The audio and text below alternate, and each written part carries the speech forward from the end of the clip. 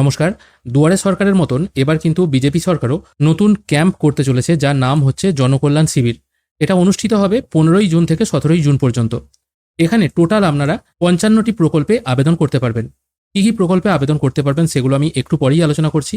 তার সাথে এবার এটাও দেখে নেব যুবশক্তি প্রকল্পে এখানে আবেদন করা যাচ্ছে কিনা, তার সাথে কৃষক বন্ধু নতুন প্রকল্পে আবেদন করা যাচ্ছে কিনা, বা কোন কোন প্রকল্প নতুন অ্যাড হয়েছে বা কোনগুলো বাদ চলে গেছে, সমস্ত কিছু কিন্তু আজকের এই ভিডিওতে আমরা দেখে নেব। আমি বোঝার সুবিধার জন্য এই যে লিস্টটা আছে এটাকে আমি বাংলায় কনভার্ট করে নিয়েছি। এখানে প্রতিটা ডিপার্টমেন্টকে একটা একটা করে ভাগ করা হয়েছে। এখানে টোটাল 19টা ডিপার্টমেন্ট আছে।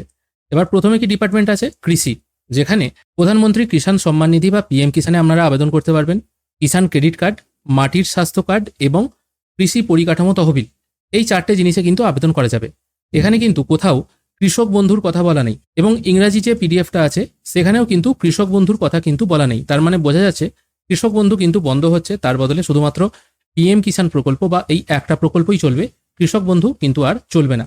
এবার 22শে জুন যে বাজেট আছে সেখানে যদি আলাদা করে ঘোষণা করা হয় সেটা তো পরের কথা, কিন্তু এই মুহূর্তে যে ক্যাম্প হবে সেখানে কিন্তু আবেদন করা যাচ্ছে না। তারপর আর কি আছে?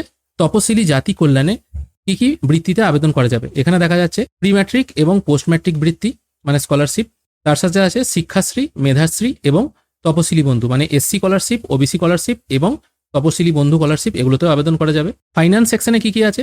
প্রধানমন্ত্রী জনধন যোজনা, প্রধানমন্ত্রী জীবনজ্যোতি বীমা যোজনা, যেগুলো আগেই হতো, ব্যাংক থেকে অনেক সময় করিয়ে দেওয়া হয়, সুরক্ষা বীমা যোজনা এবং অটল পেনশন যোজনা। মৎস্য চাষী যারা আছেন তাদের মধ্যে প্রধানমন্ত্রী মৎস্য কিষাণ সমৃদ্ধি সাহ যোজনা, এটা আছে, এটা নতুন আবেদন করতে পারবেন।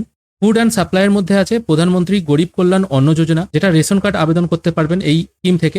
রাজ্য খাদ্য সুরক্ষা যোজনা 1 এবং পিএম উজ্জ্বলা যোজনা মানে উজ্জ্বলা গ্যাসের যারা আবেদন করতে চান তারাও করতে পারবেন, এবং তার সাথে কেন্দ্র সরকার এবং রাজ্য সরকারের রেশন কার্ডের যারা আবেদন করতে চান তারাও কিন্তু এখান থেকে করতে পারবেন। ফুড প্রসেসিং এবং হর্টিকালচার সম্পর্কিত এখানে কিছু জিনিস আছে, যেগুলো ফুড প্রসেসিং সম্পর্কিত বিভিন্ন জিনিস, যেগুলো খাদ্য প্রক্রিয়াকরণের ব্যাপার। স্বাস্থ্য দপ্তর থেকে হচ্ছে আয়ুষ্মান ভারত কার্ড, আপনারা কিন্তু এই 15 তারিখের ক্যাম্পে আয়ুষ্মান ভারত কার্ড অ্যাপ্লাই করতে পারবেন। উচ্চশিক্ষার জন্য স্টুডেন্ট ক্রেডিট কার্ড, যেটা আগেও ছিল এখনও কিন্তু সেটা আবার আবেদন করা যাবে। তার সাথে ডিবিটি লিঙ্কের জন্য আধার সিটিং, আধার এনরোলমেন্ট মানে নতুন করে আধার কার্ডও নিশ্চয়ই এখানে করা যাবে। আধার এনরোলমেন্ট বলতে সেটাই বোঝাচ্ছে, এবং আধার সিডিং বলতে যাদের আধারের সাথে ব্যাংক অ্যাকাউন্ট লিঙ্ক নেই সেটাও করতে পারবেন। এবং সিএএ মানে যারা অন্য দেশ থেকে এসছেন এবং সিটিজেনশিপ অ্যামেন্ডমেন্ট অ্যাক্টের আন্ডারে তারা এদেশের নাগরিকত্ব পেতে চান তারাও কিন্তু এখান থেকে অ্যাপ্লাই করতে পারবেন। লেবারের আন্ডারে কি কি আছে? ই শ্রম কার্ডের জন্য আপনারা আবেদন করতে পারবেন। মানধন যোজনা, মাইগ্রেন্ট ওয়ার্কার ওয়েলফেয়ার স্কিম, এখানেও কিন্তু আপনারা আবেদন করতে পারবেন। এবার চলে আসছি ল্যান্ডে। দেখুন, প্রথমে এগ্রিকালচারে তো আমরা কোনো কৃষক বন্ধু দেখতে পেলাম না। ল্যান্ডের ক্ষেত্রেও শুধুমাত্র জমি রেকর্ডের পরিবর্তন, জমি রেকর্ডের সংশোধন এবং পাট্টা আবেদন, এই 3টে জিনিসই করা যাবে।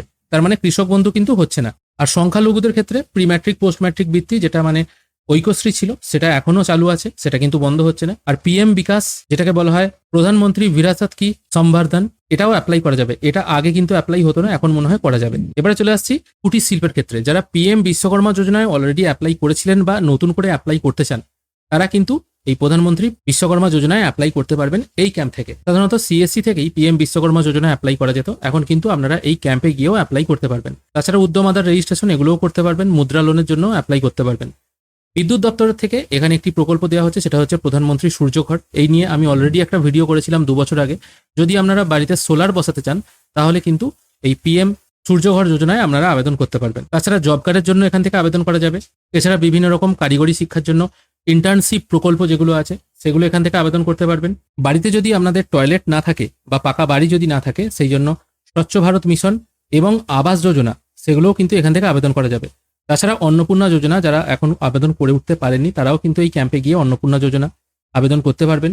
তাছাড়া কন্যাশ্রী, বেটি বাঁচাও বেটি পড়াও, সুকন্যা সমৃদ্ধি যোজনা, এগুলোও কিন্তু আপনারা আবেদন করতে পারবেন এই 15 তারিখের ক্যাম্পে গিয়ে। মোটামুটি এই জিনিসটাই উঠে আসছে। টোটাল এখানে 55টা স্কিমের কথা বলা হয়েছে। যুবশক্তি বা কৃষক বন্ধু নিয়ে কিন্তু কোনো কথা আলোচনা করা হয়নি। আপনারা যারা আবেদন করতে চান অবশ্যই 15 থেকে 17 তারিখের এই ক্যাম্পে গিয়ে আবেদন করতে পারবেন।